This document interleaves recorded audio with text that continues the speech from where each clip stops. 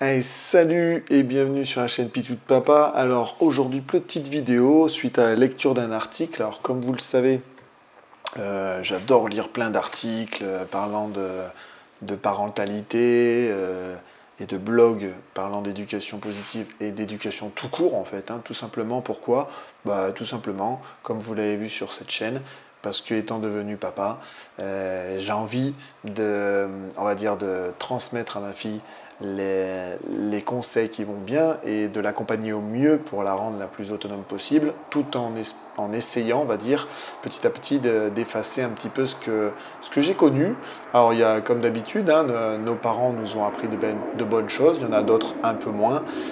Donc je lis énormément pour, alors pas du tout me mettre la pression comme beaucoup de parents, même si je peux vous avouer qu'on l'a de manière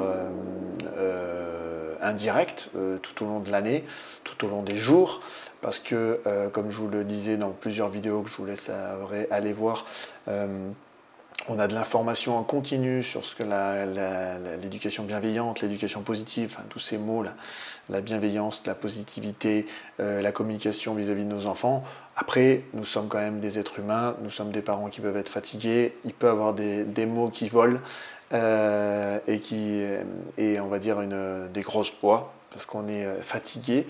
Le but du jeu, c'est qu'on est humain, c'est de le montrer à nos enfants, de leur expliquer la chose pour qu'ils comprennent que on peut avoir des moments de fatigue tout simplement. Donc, dans cet aspect-là, j'ai lu un article qui se nommait les 12 phrases à ne jamais dire à ses enfants. Et je vous avouerai, je vais vous les dire au fur et à mesure. Je vais donner mon petit avis là-dessus, comme vous commencez à me connaître maintenant. Je vous avouerai qu'il y en avait certaines que je disais également à ma fille et que je vais donc essayer de réfléchir pour changer. Alors, je ne vais pas dire que je vais y arriver tout le temps, mais en tout cas, je vais essayer. Alors, les 12 phrases à ne jamais dire à ses enfants, et les deux premières notamment sont assez... enfin, vous n'allez pas vous y attendre, et c'est pour ça que cet article m'a donné envie de faire cette vidéo. La première phrase, c'est « très bon travail ». Alors, vous allez me dire, mais pourquoi très bon travail? Eh bien, tout simplement, dans ce blog, ils expliquent que l'expression, tout simplement, est trop vague.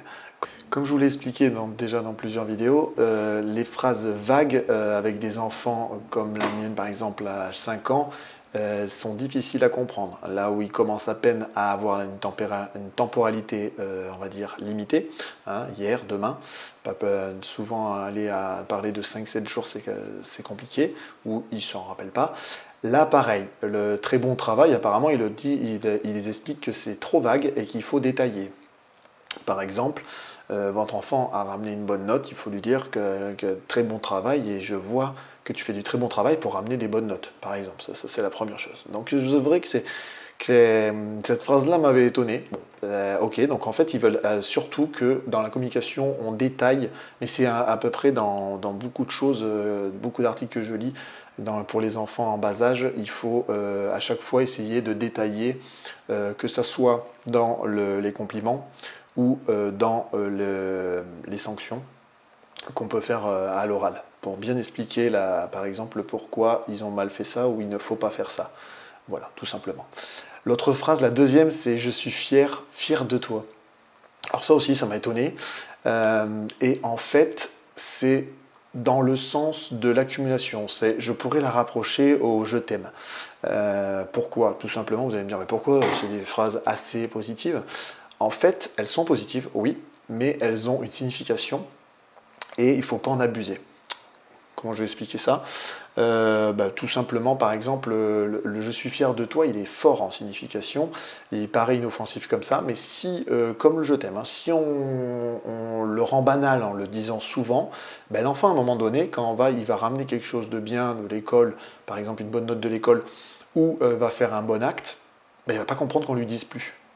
Vous voyez la subtilité, moi je l'explique comme ça, et dans l'article il explique comme ça. Si ces phrases-là qui sont très fortes, que je considère fortes de sens, ne sont pas à envoyer tous les 30 secondes, il faut les dire dans les bons moments, et nous étant adultes, c'est à nous de bien équilibrer et de dire au bon moment ces phrases, des moments importants, des moments où par exemple l'enfant, nous voulons qu'il se rappelle de ces instants.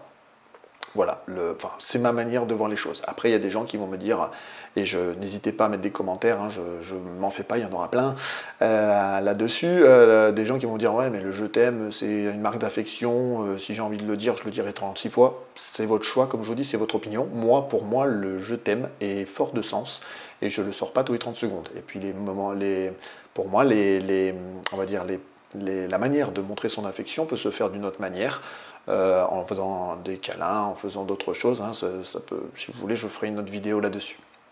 Troisième phrase, c'est ne pleure pas pour rien. Alors ça, c'était un peu la version qu'on pouvait avoir avant. Pleure, tu pisseras moins le soir. Désolé pour la familiarité, mais c'est un peu l'aspect dévalorisant. On est dans la dévalorisation, on est dans quelque chose de blessant vis-à-vis de l'enfant. Ça, c'est tout simplement la même chose. À chaque fois, les parents sont maîtres des mots et tant qu'à faire, essayons de ne pas dévaloriser nos enfants. Ils auront malheureusement la vie qui le fera des fois de manière normale. La dureté des cours de récré et la comparaison avec les autres, les relations sociales déjà vont pas mal essayer de dévaloriser nos enfants. Donc essayons de retenir nos mots. Alors ne pleure pas pour rien. Bien évidemment, après, les phrases qu'on a aussi connu, les grands enfants ne pleurent pas, ça c'est la quatrième phrase qu'il ne faut pas dire, tout simplement parce que celle-là, elle le rend vulnérable, et rend le mot pleurer comme quelque chose de mauvais, alors que pleurer, ça fait partie d'une émotion, souvent, de tristesse peut-être, de joie aussi. Donc voilà, ils disent dans cet article de cette expression emmène le mot pleurer vers quelque chose de mauvais, alors que pas du tout. Ça peut tout simplement ça permet tout simplement à nous d'évacuer un stress d'une manière, par exemple dans les émotions de tristesse, c'est pour ça. Donc, pareil, au lieu de dire cette phrase vague et allant vers le mot pleurer, ils disent qu'il faut communiquer comme d'habitude par empathie, en l'exprimant pour le coup, et en expliquant le pourquoi du comment. Par exemple, en disant que ok, je vois que c'est difficile pour toi, j'en suis désolé, et vous essayez de comprendre le pourquoi. Vous asseyez à côté de votre enfant en lui faisant un câlin pour essayer de savoir la raison. Voilà. C'est facile, je vous dis, c'est un article que j'ai lu, facile à dire, difficile à faire, on est tous humains, comme je le dis à chaque fois. Ensuite, la cinquième phrase, c'est une phrase qu'on a connue parce que c'est comme ça, ou tant que tu seras sous mon toit, c'est moi qui commanderai. Bon, voilà, ça c'est les phrases d'autorité, hein, de parents, pour montrer l'autorité à nos enfants. Là, pour le coup, on est sur le leader, l'idée, on est sur l'imposition. Bon, voilà, j'ai pas besoin d'aller très loin dans l'explication. Hein. Il vaut mieux la tourner autrement et de demander à notre enfant comment il voit la chose quand on a le temps, et tout simplement de lui expliquer le pourquoi du comment, plutôt que d'arrêter net la conversation ou la discussion en disant parce que c'est comme ça, c'est moi qui décide, etc., etc., toutes ces phrases-là, d'accord ? L'autre phrase qu'on a, qu'on a peut-être un peu connue, c'est tu es comme ton père ou tu es comme ta mère. Ça, ces éléments de comparaison qui arrivent souvent malheureusement dans des moments de colère ou d'engueulade ou de choses comme ça. Ne jamais comparer ses enfants à son conjoint, encore moins quand on est séparé, bien évidemment, parce que là vous dénigrez, c'est du dénigrement tout simplement. Donc là, jamais faire de comparaison, plutôt commenter le comportement de votre enfant et ne pas le comparer, bien évidemment, en expliquant, hein, je veux dire par exemple, je comprends que tu sois triste, mais malheureusement on ne peut pas, par exemple, acheter un cadeau en plus, tu en as eu déjà assez pour ton anniversaire, ce qui est déjà bien, voilà. Puis toujours dans la communication, en essayant d'expliquer les choses. Alors oui, je suis d'accord, vous allez me dire, ouais c'est beau, tu nous rajoutes encore une vidéo avec des belles phrases. Comme je vous dis, je vous fais part des articles que je trouve intéressants et qu'on peut appliquer. Après, je suis d'accord avec vous, on est tous humains. Et on peut avoir des moments de faiblesse et de fatigue. Septième phrase, quand j'avais ton âge, je savais déjà faire ça. Alors ça, pareil, on est dans la comparaison, on est dans de rabaisser, on va dire, l'enfant. Et on parle là, pour le coup, on est sur les capacités de l'enfant. On peut le décevoir en le rabaissant par cette phrase-là, sur ses capacités, le faire douter, le rendre moins confiant, enfin lui diminuer sa confiance en lui, etc., etc. Donc là, pareil, on lui explique d'une autre manière, en disant par exemple, je sais que tu travailles dur, mais je te fais confiance pour que tu apprennes et que tu maîtrises ce sujet-là plus tard et que tu vas y arriver, voilà, par exemple. C'est une idée parmi tant d'autres. La huitième phrase, là on arrive dans une phrase un peu plus dure que je trouve, qu'est-ce qui ne va pas chez toi? Alors là pour le coup, à nos enfants, déjà cette phrase-là, ils la comprendront pas, ça c'est clair, et on n'est pas dans la douceur, on est encore dans le vindicatif, et on est pareil, dans la confiance en lui, il n'est jamais, là pour le coup l'enfant en grandissant peut croire qu'il n'est jamais assez bien pour ses parents, peut se poser beaucoup de questions, etc. etc. Faut pas parler enfin en gros ces mauvais comportements ou c'est les colères qu'il peut mener. Il vaut mieux expliquer la chose et essayer de conseiller l'enfant, l'écouter, ce qu'il a à dire, essayer de comprendre les raisons de son comportement et les corriger en conséquence, mais pas de manière dénigrante, pas en le rabaissant et pas avec ces phrases-là, qui déjà ne comprendra pas obligatoirement quand ils sont en bas âge, et en plus risque de l'affecter. Ensuite, phrase qu'on dit comme ça, ça pour le coup je disais aussi, tu n'es vraiment pas sage. Alors moi je disais tu n'es pas sage. Cette phrase-là, je vous avouerai, elle est compliquée. C'est parce qu'elle est assez naturelle quand elle sort. Mais pareil, on est dans le vindicatif et se fait se poser la question à l'enfant, il se croit mauvaise personne, etc., etc., par la sagesse, etc. Vaut mieux essayer de corriger la chose en disant que ce qu'elle a fait, l'action qu'elle vient de faire est mal et qu'il ne faut pas faire ça. Et je suis sûr que tu vas pouvoir le corriger. Ou voilà, ce que tu viens de taper ton copain pour un jouet, c'est pas bien. C'est ce que tu as fait pas bien, va plutôt lui faire un bisou pour t'excuser. Voilà, enfin, on est plutôt là-dedans. Après, c'est clair que cette phrase-là, je l'ai dit, malheureusement, avec la fatigue ou quoi, on peut la sortir, elle est assez naturelle et assez compliquée à enlever, je suis d'accord. Ensuite, le pourquoi tu ne te comportes pas comme. Alors là, pareil, on est dans la comparaison, dans le dénigrement, dans le rabaissement. On a les trois, donc pareil. C'est encore peut rendre votre enfant encore dans le manque de confiance en lui, hein, et parler de ses capacités, le faire douter sur ses capacités. Donc voilà. Encore commencer la phrase en disant toujours pas que ce qu'il a fait là a fait plutôt que c'est inadéquat et qu'il faut essayer plutôt de parler et de corriger la chose en le comparant avec des bons comportements avec ses bons comportements les autres fois. Voilà. Bon. C'est un peu l'amalgame des phrases qu'on a vues avant, ça. Et enfin, l'avant-dernière, si tu continues à te comporter comme ça, je m'en vais, je ne reviendrai pas. Alors ça, je vous avouerai que je ne l'ai jamais faite. On peut la voir dans les supermarchés, hein, quand l'enfant pleure et que la maman elle dit je m'en vais, je reviendrai te chercher quand tu seras gentil, machin. Bon, pareil. Là, c'est très dur parce que c'est dans un moment d'émotion intense. Rajouter le fait du départ d'un des parents, c'est pas la meilleure idée, hein, vous le savez très bien. C'est compliqué, faut pas avoir honte de nos enfants. Hein. Nos enfants font des colères à des endroits qu'on voudrait pas, dans des trains ou ailleurs.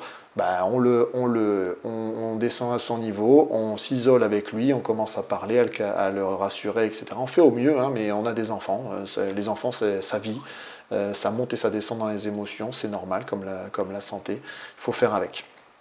Donc là, pareil, on est dans la communication, il faut le côté empathique et parler, le réconforter pour comprendre ce comportement et lui montrer qu'il peut se mettre en danger, enfin lui expliquer que ça peut le mettre en danger et vis-à-vis de ses copains, il peut, par exemple, si c'est sur parce qu'il a tapé ou autre, que ça peut, pareil, que c'est pas bien vis-à-vis de ses copains. Voilà, par exemple.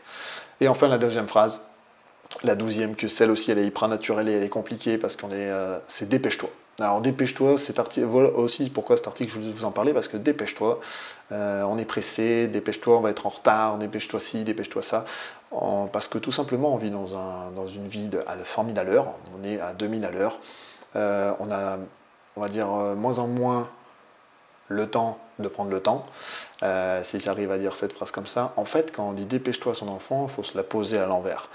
Et il faut tout simplement se dire que,